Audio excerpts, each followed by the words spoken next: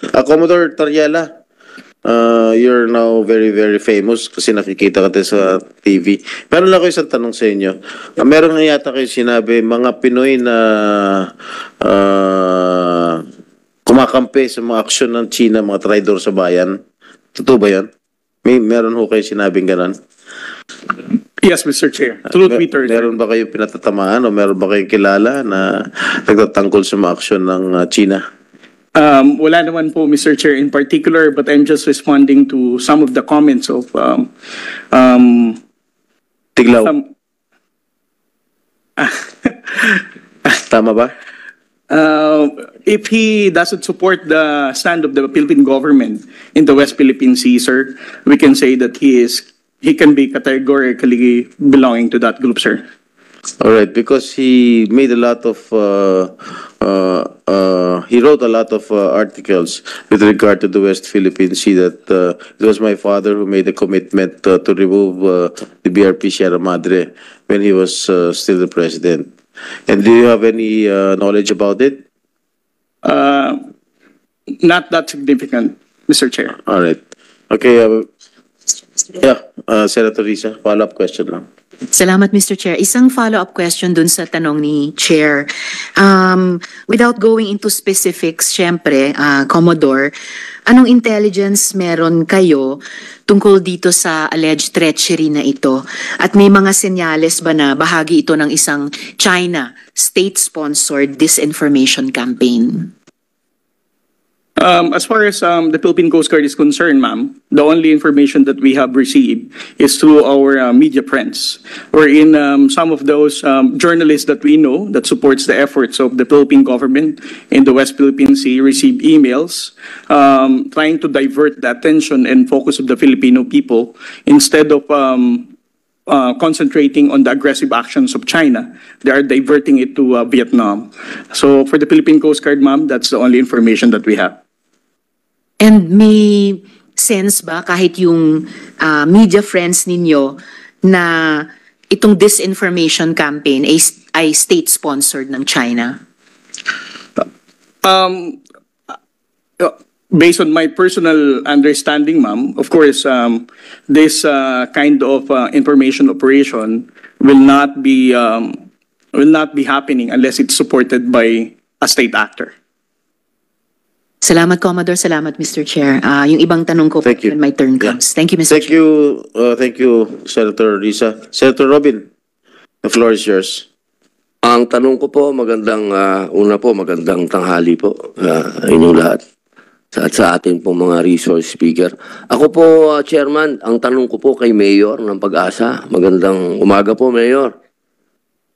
Mayor, ano po ang sitwasyon ng ating mga sibilyan dyan sa Pag-asa Island? Magandang tanghali po sa ating lahat. Ating pong chairman ng committee, Sir Jinggoy, Senator Bato, sa Senador Tolentino, Senador Hontiveros, sa aking idol, Robin Padilla. Sa ngalan po ng pamahalaan ng Kalayaan, Pag-asa Island, ako po ay lubos na nagpapasalamat at karangalan ko pong maimbita sa kapulungan ito. Sa inyo pong katanungan, sir, kami naman po ay nababahala rin at kahit malayo po sa aming isla, yung Ayungin Shoal, Ayungin, ay nakapaligid din po sa amin yung mga sasakyang pandagat ng mga Chinese diyan sa Pag-asa Island. Kami naman po ay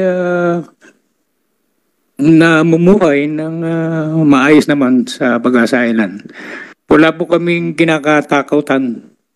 Kami po ay yung aming mga mamamayan ay talaga pong gustong-gusto pang manatili doon sa Pag-asa Island. Mayor, ano po ang, Chairman, ano po ang mga pangangailangan niyo po doon sa Pag-asa Island? Kasi alam niyo naman po, alam naman nating lahat, ano, ang isang lugar, sabi ko nga po doon sa aking privilege speech, kahit saan naman lugar, kahit dito sa Maynila, kapag walang nakatira, may mag-i-squatter. Kaya napakahalaga po ng may nakatira doon. at kayo po yun.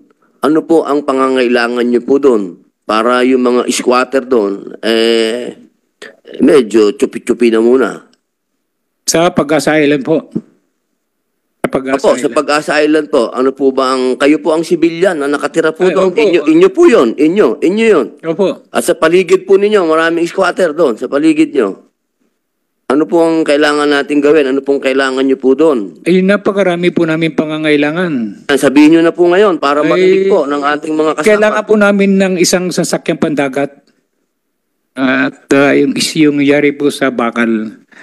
Meron na po kami mga request niyan dito sa national government. Sabihin nyo po dito para Ay, malaman po nila. Yung inyo pong munisipyo, nung dumating po ako doon, wala naman kayo munisipyo. Wasak-wasak po yung munisipyo ninyo. Opo, nandito na po at talagang hinanda ko na yung listahan. Ganon din po si Iguan. Si Sir Jinggoy na pupunta roon. Talagang Bigay nyo kay Senator Bato yan. Secretary Abalos, talagang hinahain ko na po itong lahat. Ito po yung aming nasirang municipal hall nung bagyong audit. Pati po yung paaralan nyo. Opo. Noong pong 2021, hanggang ngayon po, wala po pong bubong yung aming munisipyo. Opo, kasi hindi nga po namin maipayos kasi yung aming pong ira ay nagpakaliit po. Magkano yun? Ay 127 million lang po yung amin. Lang. Ay 20% doon, ang liit lang po. Doon po kami kumukuha ng Di ba nag-opisina kayo sa Palawan? Opo, meron po kaming inuupahan pa ditong station office sa mainland Palawan. Hindi po kami pwedeng mag-opisina sa Pag-asa Island kasi hindi ka tatakbo ang munisipyo. Mr. Chairman. Mayor, Yes po. With all due respect to Senator Robin. Senator Padilla. Senator With the Francis. indulgence, Senator Padilla. Galing po ako sa munisipyo nyo noong 1998. May bilyaran pa doon sa gitna. Kayo po, sundalo pa po ako noon. Oho, galing po ako doon. Pumasyal na po ako noong 1998. Namigay kami ng DVD. Mga hindi pa ho, Betamax pa ata. Betamax po, tsaka DVD. Jollibee. May bubong ho noon. Nasira na ba ho yun? Sira na ho. Inabot nga ho nung bagyo yung audit. Yun ang po pinakamalakas na bagyo yung dumaan sa amin. Hindi ho nagawa pa simula. Ay, hanggang ngayon hindi po. At nakita na rin po ni Senator Jinggoy at saka ni Senator Robin. Salamat po. Salamat. Apo, at babasahin ko na po lahat na nakalista rito. Yung pangalawa po ay Mahaba yung... ba yan? Mahaba? Opo, yung... Mahaba? Hindi naman po, 13 lang na ito na project. Bigay mo na kaya kay Senator Bato lahat. Opo, meron po kaming kopyahan. Nandiyan po, binigay po na. Malaki pa yung pondo. Sige po, malaki-laki po ito. Ito lang po sa sasakyan pandagat, million na talaga yun. 50 million to 100 million. Yung pong aming barangay hall, sabay po yun, nung inabot ng bagyo, talagang hindi kami makagalaw. Yung pong aming service vehicle, kailangan po namin doon may service vehicle. Yung po yung naghahuling ng mga gamit mula doon sa Pantalan, papunta doon sa LGU office. Yung pong aming school building, yung po nakita ni Senator Jinggoy at saka ni Senator Robin. Talaga pong ang ginagamit namin sa kasalukuyan ay yung pong aming isang opisina ng ginagamit doon na ayos pa. Doon po nag-aaral yung mga bata. Kailangan po namin ng fire building sa fire section. Yung pong aming mga mamamayan na inabot na rin ng bagyo noon, rentang housing unit pong kailangan namin. Yung pong isang pinaka-importante yung tubig. Kailangan po namin ng water desalination. Kuryente po. Apo, dito po, darating po tayo dyan. Bilis-bilisan nyo po. Opo, isang unit po, isa pong unit na kailangan namin sa tourism building. At nag-ako na po kami ngayon, nagpo-propose na kami ng aming mga turista. Nag-expedition na kami.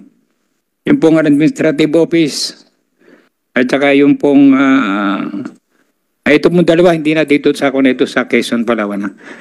Yung pong aming, isang sabi ni Sir, Sir Jinggoy, yung aming pong kuryente ay suportado ng National Power Corporation. 24 hours po yun. Yun po ibinigay ng central office dito sa amin.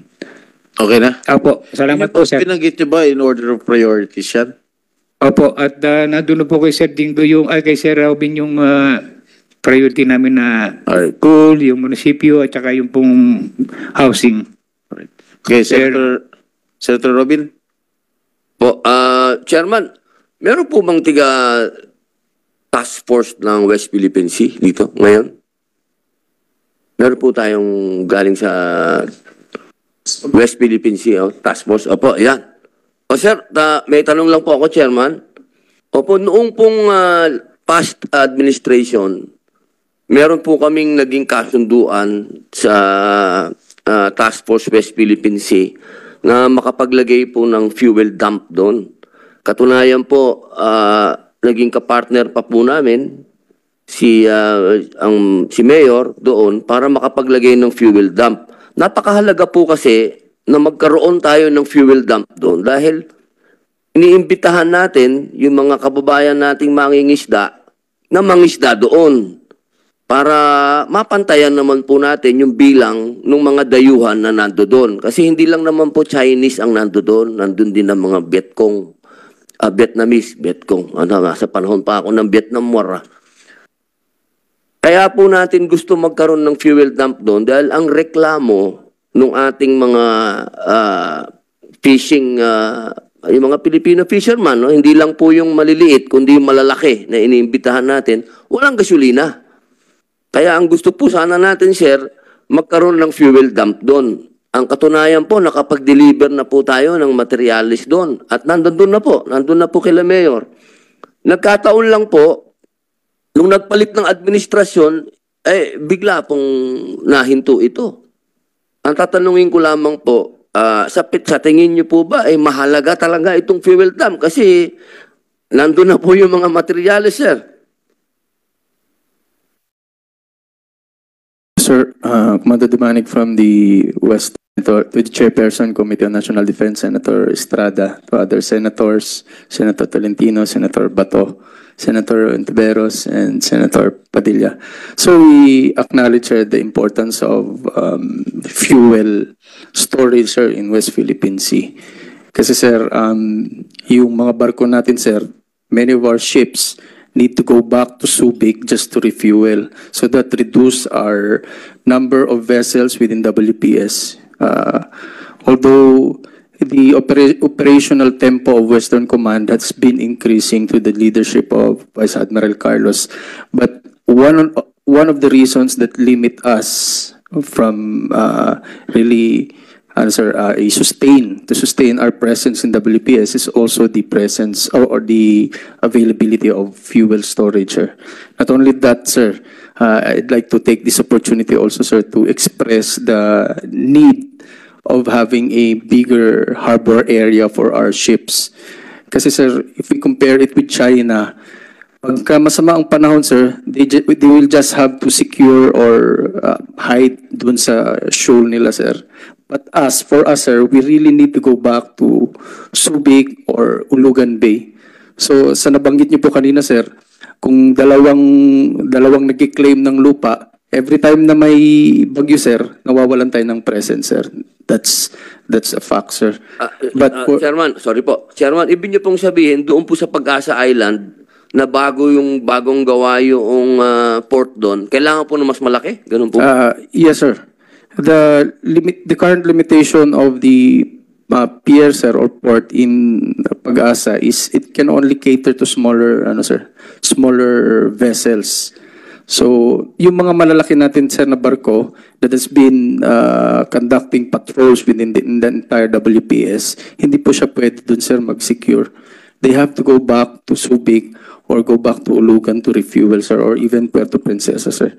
So, the time, sir, that it will take them to go back again is average, sir, 3 to 7 days. So, yun po, sir. Chairman, ibig niyo pong sabihin, sir, na bukod sa fuel dump, kailangan pa ng bagong port doon? Not necessarily. Sa Pag-asa po? Sa Pag-asa? Not necessarily bago, sir, but we need to improve some more. But for the other islands, sir, we also need ports, sir. For Pag-asa, sir, kailangan, sir, mas malalim, sir, and mas malaki. Mas malalim. Pero yes, sa ibang, sir, Chairman, sa ibang island po kasi nakapunta din ako. Pero parang low elevation naman yung iba. Paano tayo gagawa ng port dun? Sir, per usapan with Vice Admiral Carlos, sir, not necessarily port, sir, but it can have a causeway, sir, to accommodate, sir, vessels. Ano po yun? Pwede po bang pag-usapan dito yun? No? Pang executive session nyo? Saan nyo plano Yes, sir, maglagay? executive section, sir. Okay, salamat po. Isa na lang po, Chairman. Isa na lang po. Sino po kaya ang pwedeng sumagot kung... Kasi po nung huli, tayo po ay nakapag-deliver ng supply sa ating mga kababayan na sundalo dun sa BRP Sierra Madre. At bagamat nandun pa rin po yung mga dayuhan na paikot-ikot doon, paharang-harang, pero nakita po ang presence ng US Navy, yung kanilang eroplano. Totoo po ba ito? Nandun po ba talaga ang US Navy, palipad-lipad doon? Yes, sir, we acknowledge, sir, yung presence ng Poseidon aircraft during the first and the second RORE. I think it's coordinated, sir, sa AFP under the framework ng MDB-SEB yun, sir. Okay, Chairman, may tanong ko lang po kasi US Navy, armed forces na po nila ito, di ba? Ng Amerika. Yung atin po, yung gamit ng dayuhan ay Coast Guard. Wala po ba tayong nababiolate doon? Na ang Coast Guard po kasi parang civilian din naman yan in nature. Tapos tayo, meron na tayong, ina-accept po natin na meron na tayong armed forces doon na, ng US at Philippine Armed Forces na nandun sa paligid. Sir, yung activity po ng Chinese Coast Guard doon, yun po yung illegal. Yung pong presence ng US military at saka ng Coast Guard and Philippine military doon sa exclusive economic zone natin is within our right po. Meron po tayong MDT. Wala pong question doon, Chairman. Wala pong question doon kung sino yung illegal doon. Ano, ang sinasabo po natin sa Act of War. Wala naman. Hindi po ba yun parang tayo halimbawa, ang itinapat sa atin ay civilian lang, ang tinapat natin ay armed forces na. Hindi ba po yun parang one step forward tayo? Mr. Chair, hindi naman po, sir. Kasi yung meron naman pong klarong definition ng Act of War. At saka titignan natin, sir, yung Chinese... Ano po ba yung klaro sa inyong Act of War? Pati ba paliwanag niyo sa amin? Armed attack po yung as defined po ng Article 51 po ng United Nations. Klaro Di po ba civilian ho yun? Civilian ng Coast Guard? Sa umaaligid-aligid yung sa armed organisasyon forces. po ng PLA Navy, yung Coast Guard po is under po ng PLA po yon, pati po yung mga Chinese militia vessel. So technically speaking po, hindi po civilian yung nature ng Chinese Coast Guard na nandun. Sa international law, ang Coast Guard ay civilian in nature, sir. Pero acknowledge po ng lahat na under sila po Huwag natin ibahin ng international law, sir. Ang Coast Guard ay civilian in nature. Pulis nga lang yan eh. Pulis ng karagatan. Yung sa atin po yun. Pero yung ba't sa kanila ho, hindi yung pulis karagatan? Coast Guard, sinasabi po ba natin, sir, na ang Coast Guard ng China ay hindi civilian in nature? Sir, nandun po sa mga findings sa mga international law expert, including kung titignan natin yung organization ng People's Liberation Army Navy.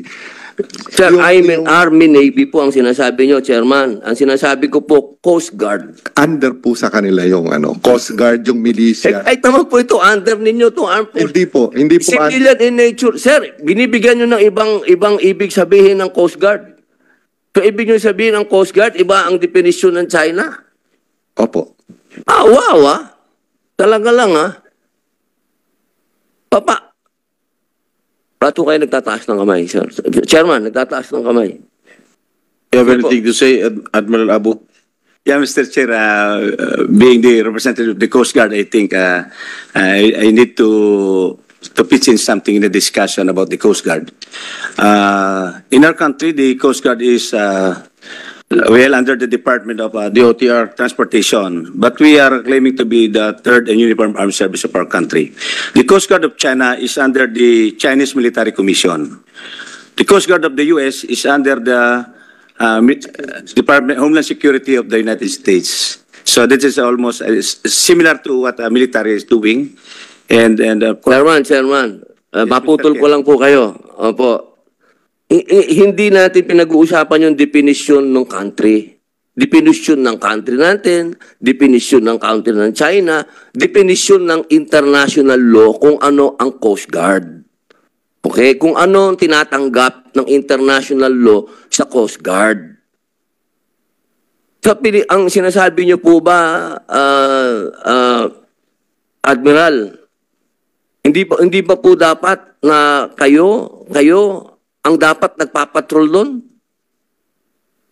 Para po nyo bang inaamin na hindi nyo kayang pangalagaan ang ating dagat at kailangan natin ng US Navy? Sagutin nyo po. Simple lang naman po yung tanong ko, Chairman. Yeah, Mr. Inaamin po ba natin na hindi natin kaya? Kailangan natin ng US Navy doon, paikot-ikot. The reason why we are asking for the support of the national government in modernizing the Coast Guard, because the Coast Guard right now is entrusted with the national government in handling the issue in West Philippine Sea. Hindi po natin pwedeng sabihin na hindi natin kaya. Kinakaya po natin. We are mastering the much needed courage, determination, and patriotism of our Coast Guard personnel in the area. The reason why we are facing even the biggest among the ships of China Coast Guard, direct China natin. So kaya po nandito kami, ay nangihingi kami ng suporta sa kapulungan ito para matulungan ng Coast Guard to improve our capability. Now, in terms of, may I add, Mr. Chair, in terms of the definition of the Coast Guard based on international law, there is no exact and precise definition that the Coast Guard is not, is a civilian. It depends on how a country, the administration, attaches through legislation the Coast Guard of its particular country. So wala pong exact definition sa international law na tayo ay civilian. That's all, Mr. Chair. Chairman, wag natin masyadong, kasi mahirap yan eh. Dina-justify natin. Sa buong mundo may Coast Guard. Okay? Sila ang nagpupulis ng dagat. Ang armed forces, andyan yan pag-gera na. Wag natin ibahin eh. Kasi na tayo eh. Ang hirap naman natin na para naman tayong yan eh. Hindi naman kayo ang re-respond. Nangyari na po yan sa Scarborough Show. Sa panahon ng administrasyon dati. Alam naman po natin yung nangyari dyan. Nung naglabas kayo ng gray ship, naglabas na rin ng gray ship ang China, kaya nga nagkaroon ng standoff dyan eh. Matuto din po tayo sa nangyari. Hindi naman po pambihira naman mga kapatid ko. Ang sinasabi ko lamang po, at gusto ko lang malinawan ng lahat, inaamin ba natin na kailangan na natin ng Amerikano dyan? Yun lang naman po eh. Simple lang. Yun po ba? Andun na po ba tayo? One step na po ba tayo forward, mga kapatid? Mga kasama namin sa armed services. Yun po ba? Talaga po bang eto na tayo? Nandito na tayo. Kasama na natin sila. Nandyan na sila. Siguro gustong tukuyin ni Senator Robin na Yusek Madriaga kasi naging successful yung resupply mission natin sa BRP Sierra Madre just a few days ago dahil merong US aircraft na nag-orbit dun sa West Philippine Sea. Is that the main cause? Bakit naging successful yung resupply mission natin? Dahil meron presence ng aircraft ng Amerika? Kasi kung wala, ang siguro ang gustong tanongin ni Senator Robin, kung wala ba yung presence na US aircraft doon, hindi magiging successful yung resupply mission natin sa BRP Sierra Madre. Thank you, Mr. Chair. Hindi po. Ang naging successful po yung RORE natin is dahil sa katapangan at galing ng ating mga Coast Guard at Philippine Navy personnel na at saka yung mga civilian personnel na nandun sa Unay sa May na Yung presensya po ng Amerikano doon is tulong lang po yun sa maritime domain awareness at parang may eye in the sky na nanonood ng buong pangyayari. Did we request the presence of the US aircraft there? May coordination po sa AFP but kahit po pala yung tayo bang humingi ng tulong o sila nag-volunteer? Anong coordination? Pwede pong tawagin si J3 pero pwede sagutin po. Sir, wala po tayong inaamin at hindi po tayo aamin na hindi natin kaya yung trabaho. Medyo kaya may Amerikano o sinong ibang bansa po Kaya po ng Philippine Navy, kaya ng Philippine Coast Guard po yan. Hindi po tayo susuko dyan kay may Amerikano o wala. Hindi po tayo aamin na hindi natin po kaya. Kakayanin po natin kahit ano po yung gamit natin. Yan lang po yung gusto namin i-manifest dito sa... Chairman, patutunayan ko po yun dahil ako hindi naman ako Coast Guard, hindi din naman ako, civilian lang ako pero nakapagdala ako ng supply doon sa ayungin. Opo, yun lamang po. Kailangan lang po nating linawin talaga kung bakit may Amerikano doon. Yun lang po ang gusto kong linawin talaga. Bakit handa na ba tayo doon sa usapin nang naglagay na pumayag na tayo, paano kung nagpalipad din ngayon ng dayuhan doon ng eroplano din nila? Ano po kayang reaksyon natin, Chairman? Ano po ang magiging reaksyon natin kapag sila naman ang nagpalipad na doon, nagpaliparan na sila doon? Tayo na po naipit sa gitna. Yun lamang po, Chairman. Kasi kung tayo lang po, kaya natin, sir. Kayang-kaya po natin. Nandun ako eh. Nakita ko, sir eh. Kasama ko kayo. Nakapag-deliver ako ng supply doon. Yun lamang po. Maraming salamat po, Chairman. Maraming salamat, Senator Robin. Senator Bato? Yeah, with the indulgence of Senator Robin Padilla, gusto ko lang mabigyan ng closure yung issue na binring up ni Senator Robin Padilla as far as Coast Guard is concerned. Dapat klaruhin natin dito. Huwag tayong mag-depend doon sa definition na ibang bansa. Mag-depende tayo sa ating sariling definition at alam natin, it is a universally accepted concept na yung Coast Guard talaga is not part of the military. Ang Coast Guard ay isang civilian agency, not part of the military. Kasi mahirap kung magbigay tayo ng gray area for them to misinterpret, overinterpret, or underinterpret. Baka mamaya, diyan magsimula yung problema natin. Kaya gusto ko lang klaruhin yung sinabi ni Senator Robin Padilla na talaga, ang Coast Guard as far as we are concerned is civilian in nature. Civilian talaga ang Coast Guard, hindi yan military. Kaya nga kayo ang ginagamit dyan sa West Philippine Sea para hindi masyadong aggressive ang dating because we are using your white ships, not the gray ships of the Navy. Diba? Mabuti yung magkaintindihan tayo dito. Kasi wag kayo what if sabihin ng Argentina, our Coast Guard is part of the Philippine Navy. Wala kaming pakialam sa inyo kung anong definition nyo. Pero international standard dictates that ang Coast Guard talaga is a civilian agency. I don't know if merong kukontra dito sa aking sinasabi. Mabuti yung klaruhin natin na ang Coast Guard ay civilian, hindi part of the military. Yun lang, in support to the issue of Senator Robin Padilla. Thank you, Mr. Chair.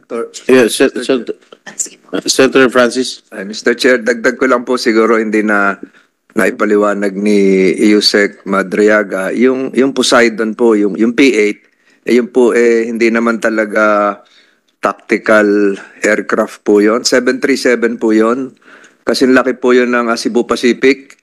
Pagkakaiba lang po ay merong surveillance capability at merong ilang anti-ship na kargamento. Pero yun po ay basically, kasi laki ng ating Cebu Pacific. Philippine Airlines, for that matter, 737 po yun. So hindi yun yung aeroplanong panggera talaga. Ganun ba, Yusek Madriaga? Tama po sir, pang maritime domain awareness po siya na capability. Ito yung mga fighter Hindi jet. po sir, hindi siya, technically hindi po siya warplane. So ito yung Philippine Airlines na binawasan ng upuan at siguro ni retrofit. Tama? Opo sir. Salamat po. Thank Just you. for the record, Mr. Thank you, Chairman. Mr. Chair. Thank you. Before I acknowledge Senator Ontiveros, I would like to acknowledge virtually the presence of Jay Batumbakal. He is a maritime affairs expert, the executive director of the UP Institute for Maritime Affairs. He is online. Okay, Senator Ontiveros. Thank you, Mr. Chair. Gusto ko lang magdagdag ng maikli dun sa diskusyon tungkol sa nature ng Coast Guard or mga Coast Guards. Ginugol ko lang po, Coast Guard, unang entry na lumabas, simpleng galing sa Wikipedia. A Coast Guard is a maritime security organization of a particular country. The term embraces a wide range of responsibilities in different countries, from being a heavily armed military force with customs and security duties, to being a volunteer organization tasked with search and rescue without law enforcement authority. In most countries, a typical Coast Guard's functions are distinct from those of the Navy and the Transit Police. So parang sa Pilipinas. While in certain countries, they have similarities to both. Ngayon naman po, Mr. Chair, para lang ipagpatuloy yung diskusyon na sa iba't ibang bansa, nag-iiba ang kalikasan ng mga Coast Guard. Nung ginugol ko naman po yung China Coast Guard, lumabas po dito sa entry dun sa website na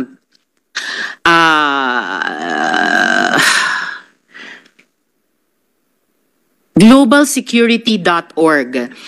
Ang kanilang article, China Coast Guard. Ang nakasulat po dito sa globalsecurity.org, the leadership of China's Coast Guard was transferred from oceanic authorities to the country's army beginning 1 July 2018, a move that analysts said will enable it to play a bigger role in emergencies and crises, including war. The change put the Coast Guard under the direct administration of China's Central Military Commission, enabling the China Coast Guard to be more involved in military drills and daily exercises with People's Liberation Army or PLA Navy. So, ilan pong halimbawa ito, Mr. Chair, I would understand batay sa ating pananaliksik na iba't iba po ang kalikasan ng mga Coast Guard sa iba't ibang bansa. Dito po sa atin sa Pilipinas, civilian po siya sa ilalim ng Department of Transportation. Sa ibang mga bansa naman tulad ng China, siya po ay militar na unit dahil nasa ilalim po ng kanilang armed forces. At may iba pang mga research dito na by law, ganun po, dahil ipinasa po yan ng National Congress ng China na ang kanilang Coast Guard mula sa dating mas administrative na agency, ngayon po ay isang ahensyang militar. Salamat, Mr. Chair. Mr. Chair, Thank you, Senator Bato. just a short reaction na. Baka sabihin ngayon ng mga nagmumonitor naman dyan ng mga netizens na kami ni Senator Robin Hood Padilla porque we are sticking to the definition of Coast Guard as far as Philippine government is concerned. Baka sabihin naman nila na makachino kami ha. Bihin mga for only no, Mr. Chair, baka sabihin ng Chino na whatever definition Google is giving to you, hindi namin naaminin yan. So wala ring mangyari talaga. O iiwas at iiwas yung mga Chino na yan sa responsibilidad dahil ginagawa na nga nila eh. Iba yung sinasabi, iba yung ginagawa. So wala talaga yung mga tao niyan. Iba, may sariling interest yung mga tao niyan. Kaya magkaisa tayo dito. Kami dito sa Senado, kayo sa Armed Forces at sa Coast Guard, siguruhin natin na synchronize tayo in defending our national interest. Wala akong pakialam kung kumikiling kayo sa Amerikano, kumikiling kayo sa Chino, wala akong pakialam. Basta importante yung ating interest bilang Pilipino. Bahala kayo kung paano gawin nyo yan. Do you think pag ng Coast Guard binangga ng malaking barko ng Chinese Coast Guard doon sa West Philippine Sea at yung ating mga Coast Guard ay nangaluno doon sa dagat, meron kayang sasaklolo sa kanila? Tayo rin, walang ibang sasaklolo. Kaya we have to, maganda yung sinasabi na natin dito sa committee nito. Ang tanong natin dito is, how prepared are we? As far as defense preparedness is concerned, I don't want to be a warmongerer here. Pero bilang isang Pilipino, kailangan siguruhin natin na handa tayo. Anong immediate action drills na pinagagawa ninyo, J3 ng AFP? Pag may nangyari sa Coast Guard yun, o kaya nagkakaroon talaga na shooting war, hindi napigilan ng China dahil iniinis sila ng mga Coast Guard natin. Come over here, banggain nyo kami. Binangga nga ng Chino yung Philippine Coast Guard. Tapos, yun na, nagkaputukan na. Paano ngayon ang... we don't have to go to the details. Gusto ko lang malaman from you, J3, ikaw man ang in charge sa operation ng buong armed forces of the Philippines. How ready are we to respond to that situation? Baka sabihin na naman yung mga mapariyo tayo sa Mama Sapano na hindi mo na kami mag-respond dahil hintayin mo na namin yung clearance ng presidente. Ano bang immediate action nyo dito pag ganun mangyari? Yun nga, worst comes to worst. Nagkaroon ng shooting incident. Armed attack talaga nangyari. Are we ready? Kaya natin as an armed forces. Huwag tayong umasa sa Amerikano. Huwag tayong umasa sa ibang bansa. Tayo lang. Kasi wala man talaga magmalasakit dito. Tayo lang, Pilipino. Ikaw, G3, kaya natin. Mr. Chairman, Your Honor, sir, we will be ready when the time comes. And in fact, we are preparing the necessary contingency plans with the supervision of the Department of National Defense for all eventualities, especially in the ongoing missions in the West Philippine Sea. So but with that time, with all our capabilities, with the Armed Forces of the Philippines, the Navy, and the Air Force, the Army, and the Western Command, we will be ready, Your Honor. Thank you. At with the time comes, tawagan nyo kami ni Senator Robin Hood Padilla, Senator Tolentino, Senator Jingo, Senator Risa. We will go with you. Magdala kami ng armas. Lalaban kami doon, samahan namin kayo. Pag dumating yung panahon na yan, tawagan nyo lang kami. Sasama kami sa inyo. Yes, Huwag kayo maglala. Thank you very much for that assurance. Chairman, dagdag lang po ako. Okay, Senator Robin. Opo, napakaganda po kasi ng punto natin. At alam ko naman po nagkakasundo tayo sa isang punto. Ayaw po natin ito mag-escalate. Kasi mga mahal kong kababayan, matuto din po tayo sa mga nangyari nung mga nakaraan na tayo ay nagtiwala dito sa mga Amerikano nung World War II. Pero ano nangyari? Noong nagkagipitan na, umiskit na si MacArthur, naiwan tayo. I shall return na lang. Nagibagi ba tayo ng 3 taon? Hindi naman natin gera talaga hindi naman natin kalaban yung Hapon eh. Nasabit lang tayo doon. At least, Senator Robin, nag-return talaga.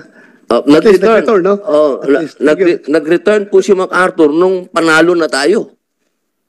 Inagaw na naman ng mga Amerikano yung glory na sinasabi nila sila tumalo sa Hapon. Pero ang katotohanan, historically, at yan po ay patutunayan ng mga historian, nagtatago na ang mga Hapon nun. Nananalo na ang mga gerilya nung dumating sila MacArthur. Kaya ang gusto ko lamang pong idiin, okay, kaibigan natin ng nandyan sila, maraming salamat, pero wag naman po tayo ibala. Baka tayo ibala lang ng mga yan eh. Wala naman problema sa akin eh. Tanda ko na rin naman, masarap din maging bayani, di ba sir? Pero wag naman yung magpapakabayani tayo para sa glory ng iba. Kung magpapakabayani tayo dahil sa Pilipinas, gulo natin. Tayo. Hindi dahil ibinala lang ako, ibinala lang tayo ng ibang nasyon. Kasi po malalim masyado itong nangyayaring ito. Bakit hindi dapat tayo maging kumbaga sa chess phone? Huwag naman tayo maging phone. Sana man lang bishop tayo. Di ba? Hindi dapat tayo yung phone dito. Napakahalaga po na ihanda din natin yung ating mga kababayan. Kasi sa ngayon, sir, siguro naman walang kukontra sa akin dito. Ni ROTC, wala tayo. Siguro naman, sa usapin na yun, nagkakasundo tayong lahat. Paano natin sasabihin na handa tayo? Yung mga kabataan natin, busy sa TikTok. Kaya sana, magkasundo ka. Kung talagang tayo ipalaban lahat, tutuhanin natin. Yun lamang po, Chairman. Thank you, Senator Robin. Before we proceed with questioning, may I ask Professor J. Batumbakal, who is currently in Canada, if you have any thoughts with regard to our ongoing discussions here? Yes. Thank you po, Your Honor. Good morning po to everyone. Thank you for inviting me to attend this hearing. Doon po naman sa mga napag-usapan na so far, meron lang po akong mga komento sana para malinaw din natin yung sitwasyon. No? Una po, yung BRP Sierra Madre ay isang commissioned vessel po ng Philippine Navy. It is a military outpost therefore. At tinatauhan siya ng Philippine Marines. Dinadalan po siya ng supplies ng mga civilian vessels na chartered ng Philippine Navy. And therefore, nagkukonduct po sila ng military function din. During that time na ginagamit siya for resupply. Yung pong resupply mission na yon, ini-escort po ng Philippine Coast Guard, which is indeed a civilian agency. Pero po doon po sa tanong kanina, na-raise na rin po ni Senator Ontiveros, no? Not all Coast Guards are civilian. And there is nothing in international law which specifically defines a Coast Guard as either civilian or military. Meron po mga ibang bansa na yung Coast Guard ay parang division lang sa loob ng Navy o kaya piniperform, yung functions niya, piniperform talaga ng Navy. So yung pong issue ng civilian nature ng Coast Guard, hindi po yun ang problema natin. Ang hirap po kasi sa atin ngayon, yung pong ating operations doon, both civilian and military bale, ay ino-oppose po at nag-interfere po ang China Coast Guard which is a military service. No? And therefore po yung mga activities ng China, dapat po i-consider natin yan na military activities din. Yung pong US Navy reconnaissance aircraft, no, umiikot lang po dun sa lugar, tama nga po, nagbibigay lang po ng maritime domain awareness, kaya hindi po siya directly involved dun sa nangyayari, dun sa dagat. At hindi siya pwede maging involved kasi nasa area lang siya. Nanonood lang po siya. Yung area po na yon ay parte po ng ating exclusive economic zone and continental shelf, yung pong Ayungin Shoal. There ay hindi po yan land territory, wala pong territorial sea dyan, wala pong territorial airspace. At sa ganon, mayroon pong freedom of navigation and overflight po dun sa paligid ng Ayungin Shoal. So yung pong US military aircraft na nandun, kahit ba may operation o wala, meron po siyang freedom of navigation and overflight doon. Wala pong nababiolate na international law sa paglipad niya doon at pagpanood doon sa mga nangyayari doon. Yan nga po yung function ng maritime domain awareness para malaman kung ano nangyayari sa lugar. So siguro po sa paglilinaw na yon, medyo maano po natin yung situation. Dito po, I think naman malinaw na ang Pilipinas mula pa po noong 1999, nung sinadsad yung barko doon sa lugar na yon, ay peaceful naman po yung activities natin doon. Nire-resupply, kaya nga po nagtagal siya ng gano'n, lagi po natin siyang nire-resupply gamit po ng mga barko na sa tingin natin ay hindi provocative. Kaya nga po yung ginagamit ay civilian vessel lang para sigurado na walang potential threat na manggagaling doon. Ang hirap po ngayon ay ang China, ginagamit nga po nila yung Coast Guard para nga po pigilan yung ating resupply kung kailan niya gusto. At sa ngayon, hindi lang po yung Coast Guard ang ginagamit nila. Nakita natin dun sa latest na videos, pati yung kanilang maritime militia na parang part-time na soldiers nila, parang part-time Navy. At na-report na rin po ng Coast Guard na sa paligid po ng operation yun, nandun na po ang China Coast Guard at maritime militia. Yung po mga barko ng PLA Navy, nandun din po, maaligid lang at nagmamasid din. So hindi po ito simpleng sitwasyon na civilian, nakaharap sa civilian. No? Medyo mas komplikado po yung situation. At it is to the credit of our Coast Guard and Armed Forces na all this time na po, tayo po yung talagang nagpipigil, tayo po yung laging mayroong restraint. No? Hindi po kagaya sa China Coast Guard na gumagamit ng laser, na nagkakonduct ng dangerous maneuvers, na nag-aastang babanggain yung ating mga barko. No? Mabuti nga po, hindi natitinag yung ating mga Coast Guard at Navy vessels, nakakalampas po sila doon. Wala pong nangyayaring masama kasi hindi po sila napoprovoke. Yung kabila po talaga ang nagpo-provoke. Base po sa lahat ng mga datos na nakikita natin, information, lalo na sa mga video.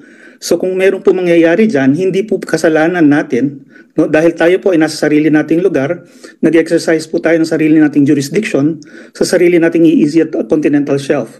Kung magkakaroon po ng gulo dyan, hindi po tayo mag-uumpisa, malinaw po yan. At ang record ay very clear, no? Na lagi ang potential spark ng incident, lagi nanggagaling sa kabila. Dahil sila po yung nagpo-provoke, sila po yung nagko-conduct ng dangerous maneuver, sila po yung gumagawa ng paraan para maapektuhan yung ating mga operations. So dapat po siguro ganun yung ating framing dyan para maayos din nating ma-deliberate, matingnan kung ano yung dapat nating susunod na hakbang ngayon. Maraming salamat po. Thank you for your insights, Professor J. Chairman, pwede bang magtanong dito kay Batong Bakal? Sige po, kay mauna na po kayo. Senator Boto. Yeah, Professor Jay, magtanong lang sana ko sa iyo. At least ikaw man ang acknowledge na expert dyan, no? Pagdating sa mga bagay na yan. So kung establish natin na talagang yung Coast Guard is part of the Chinese military, so there is no preventing us from deploying also our Philippine Navy in the West Philippine Sea. Instead of Coast Guard gagamitin natin per international standards, kasi establishment talaga na Chinese military ang Coast Guard nila. So mag-deploy rin tayo ng military natin in the form of deploying our Navy ships to patrol the West Philippine Sea. So tingin mo okay lang ba? Okay lang ba gawin natin yan? Okay lang po yun kasi actually po ginagawa po natin yun. Pwede po natin itanong sa Navy. May record po sila ng regular na patrols dyan sa area. At dati nga po, yung Navy mismo ang gumagawa ng resupply missions din. No? So parang tayo nga yung nagbigay ng parang accommodation na naging less provocative yung ginagamit nating barko, kaya nga ginagamit yung Onaiza May 1 and 2. Pero kung tutuusin, no, dahil po yan ay exclusive economic zone and continental shelf natin, mayroon pong freedom of navigation lahat po ng barko, whether they are civilian or military. At tayo po bilang bansa na may-ari nitong EEZ Continental Shelf, in fact, mas may karapatan tayo na magpadala ng kung anong gusto nating barko dyan, whether civilian or military, para mag-conduct ng kung anumang activity para ma-proteksyonan yung ating mga rights dyan, lalo na dun sa natural resources dun sa area. Thank you. So, salamat. Klaro natin yan. Thank you. Senator Robin. Professor Batong Bakal, sa inyo na rin po nang galing. Matagal na tayong paikot-ikot doon. Matagal na rin po tayong nagsusupply doon. Bakit po kaya tayo kailangan makarating na may Amerikano na doon? Kahit po sabihin ninyo na yan ay walang armas yan, US Navy po ang nakalagay doon. Sa palagay po ba nyo, hindi yun magiging dahilan para magpalipad din ang China naman ng kanilang Navy din? Hindi po ba kaya ganun yun? Ang sinasabi ko lang po dito, sa matagal na panahon, 6 na taon po tayo na wala namang ganitong kalaking escalation. Nandito na po, may third party na. Ito po ba, isang ayon pa kayo, Professor, na may third party na rito? 6 na taon na wala naman tayo. Cat and mouse lang naman tayo dyan. Ngayon, meron ng, sinasabi nyo po ba na pagka ito ay nag-escalate, papayag tayo na tayo ay mapunta sa escalation nito? Well, una po, no, yung sinasabi po nating escalation, in the first place po, nauna pong magpa-escalate ang China dyan nung tinayo po nila yung 3 military bases dyan sa loob ng Spratlys, Mischief Reef, Scarborough Shoal at Fiery Cross Reef.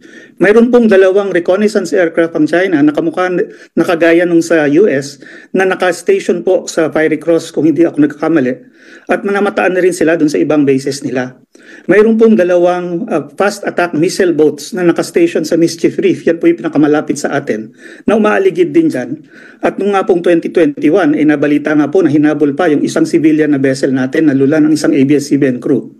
Yung pong PLA Navy, lagi po silang mayroong at least 2 o 3 warships na nakastasyon sa bawat isa dun sa 3 military bases nila dyan. Fiery Cross, Mischief Reef at Subi Reef. Hindi na po yun nagbabago. So, kumbaga, dihado na talaga tayo dahil dinagdagan na po ng China yon even before dumating po itong mga Amerikano nitong taon na ito. Professor, lahat po ng binanggit nyo, nakita ko po lahat doon. Ako po kasi ay galing doon. Pati po yung mga base na sinasabi niyo, nakita ko din po. Ang sinasabi ko po dito, sa loob po ng 6 na taon, hindi naman tayo nagkaroon ng ganitong escalation. Ang sinasabi ko pong maliwanag, bakit po tayo pumapayag ngayon na ganito na nag-escalate meron ng Amerikano? Yun lang naman po, simple lang naman ko. Na-handle naman natin to ng 6 na taon na tayo-tayo lang. Na-handle ko nga yan, bangka lang dala ko Bangka. Yun lang. Yun lamang po. Hindi naman po siguro mahirap intindihin na hindi natin kaya itong panindigan Hindi natin kaya na tayo umasa sa Amerikano. Dito sa usapin nito, kaya sabihin natin na ang kanilang Coast Guard ay hindi civilian at yung atin ay civilian, ang tanong na malaki dyan, handa ba tayong mga Pilipino dito? At ito ba hindi ito parang wagdatog lang? Na dito natin dinadala yung gulo? Ang gulo ng China at ng Amerikano sa Taiwan Bakit napunta na dito sa atin? 6 na taon, wala naman tayong pakialam sa gulo ng Taiwan. Pero eto tayo ngayon, nilalagay natin yung sarili natin, Prof. Hindi po kaya tayo'y nawawagdadog lang? Well, sa tingin ko po, Your Honor, hindi naman tayo nawawagdadog dahil una, itong pressure po ng China na paalisin tayo, patalsikin tayo mula dyan sa Ayungin Shoal, kung inyong mapansin, nagsimula yan ilang taon nang nakaraan. Noong 2014 nga po, yung first time na na-blockade nila yung ating resupply vessel at hindi nakarating sa Ayungin Shoal. That was March 2014. It was only the month later na napasukan natin, napilitan tayo mag-airdrop ng supplies dahil doon. So sa akin po kasi, yung escalation po na nababanggit nyo, hindi po yan ngayon lang nangyari at hindi po yan dahil sa Amerikano, kundi dahil sa mga Chinese nga po na talagang in-increase yung pressure para patalsikin tayo sa West Philippine Sea. Ibig niyo pong sabihin, Professor, pumapayag kayo na may Amerikano dyan? Pumapayag po ako dahil sila po ay ating treaty ally. Treaty ally in defense. Po, ang China po, hindi po nagre-responde kung hindi po kung sa tingin lang. Treaty ally po natin sila in defense. Hindi ba po? Yun po ang treaty natin. Depensa. Depends nga po. Kaya nga po, tinatawagan sila para pag may operation tayo na kung mangyayari, meron din tayong defense. Opo, malinaw po yun, di ba? Yung ating Mutual Defense Treaty.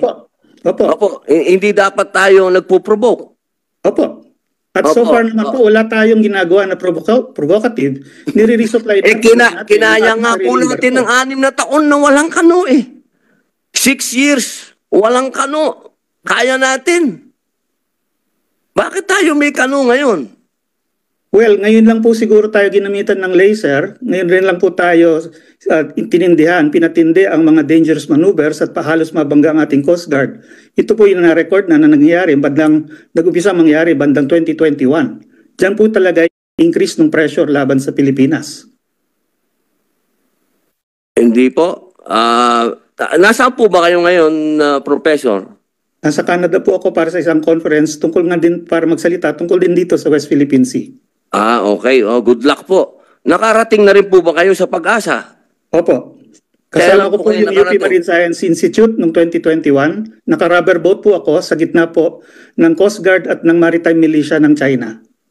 Sa Ayungin, nakarating din po kayo? Doon po sa Sandy Cay. Yung Ayungin, hindi ko pa po narating yung Ayungin mismo. Sa K1, K2, K3, K4 po, nakarating kayo? Opo. Yun po yung talagang bawat galaw. Nandun po yung militia. Between Coast Guard and Chinese Maritime Militia. Opo. Sa inyo pong palagay nyo ba, hindi natin kaya? Kailangan natin ng kano? Sa tingin ko po talaga, kailangan natin ng tulong dahil sa dami. Titingnan nyo lang po kung gaano karami at gaano kalalaki ang forces na nilalagay nila dyan sa West Philippine Sea. Tumatapang po tayo dahil meron tayong backup. Ganun po ba? Ang gusto nyo sabihin? Opo, yun po ang necessary dahil nga po matagal tayong hindi nagpondo ng ating modernization, armed forces. Ngayon lang po tayo nag-umpisa talagang seryosong mag-develop ng external self-defense capability at nag-acquire ng mga modern vessels. Malinaw po yan sa record that this took place only in the past few years. Naniniwala po kayo? Kaya po in the meantime, nag-i-increase ng pressure ng China, siguro nga para mapatalsik na tayo bago tayo makapag-develop ng capability na kailangan natin. Ayun. So, Professor, historically, masasabi niyo po ba na naging threat ang China sa Pilipinas? Historically, naging threat ba ang China sa Pilipinas? Historically, hindi. Sino po ang naging threat sa atin? Historically, sino po ang nag-invade sa atin? Japan po. Tsaka sino pa po? Is there such a thing as the Filipino-American War? History natin, umpisan po natin. Is there such a thing as a Filipino-American War? Opo. Okay, maraming salamat po. Pinag-aralan din po natin yun. Salamat po, sir. Thank you. Maraming salamat, Senator Robin. Senator Tolentino. Thank you, Mr. Chairman. This representation is in full support towards the efforts being made by this committee in trying to find some resolutions, whether it is short term, medium term, or long term,